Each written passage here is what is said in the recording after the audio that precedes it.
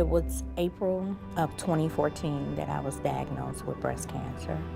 I went in to have a needle biopsy, and that's where they tested the tissue in my breast.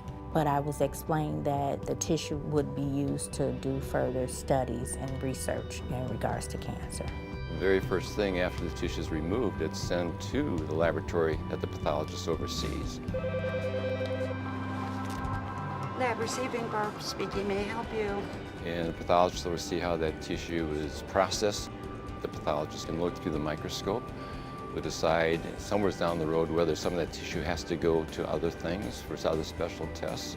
So when a patient has a breast tumor removed, there are certain mandatory markers that we have to do. So we look at hormone receptors, estrogen and progesterone, and we look at HER2/neu, which is a protein expressed on the surface. And we also look at how quickly does this tumor multiply. This is a HER2 positive case. And based on those findings, we may recommend, together with the clinician, of course, a civic therapy. We could treat this patient's breast tumor with Herceptin. And also those markers tell us sometimes how the patient's actually going to do with that disease process.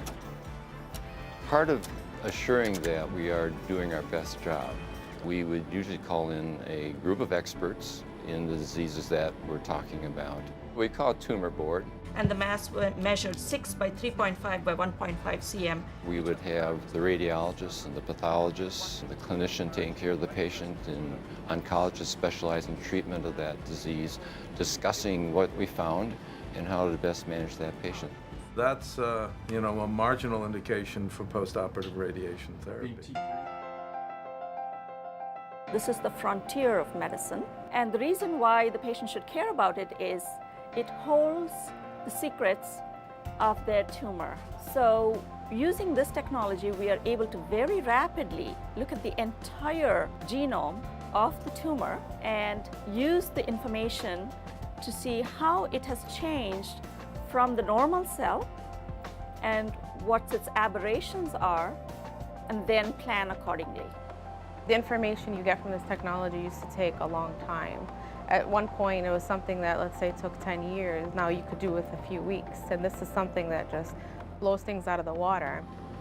So we are seeing a number of changes. How many mutations, how many genes are we looking at in this assay? The read gives us all the information that's present in that DNA.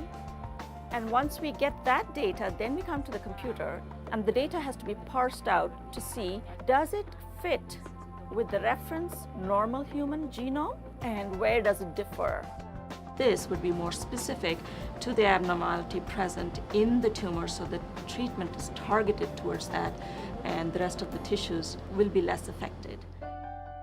My treatments so far have been very good. This journey that I've been on with my cancer has been a blessing. Me going through this is gonna help someone else that will come along and have to go through the same thing. Every pathologist that I've met went into pathology because they want to solve the mysteries of cancer or diabetes or rheumatoid arthritis. And so the intriguing thing is that every day is a new problem for us to solve and dig into it. And in the process, it's satisfying to know that if we unlock some of these mysteries or find out exactly what's going on, we're serving the patient's best interest.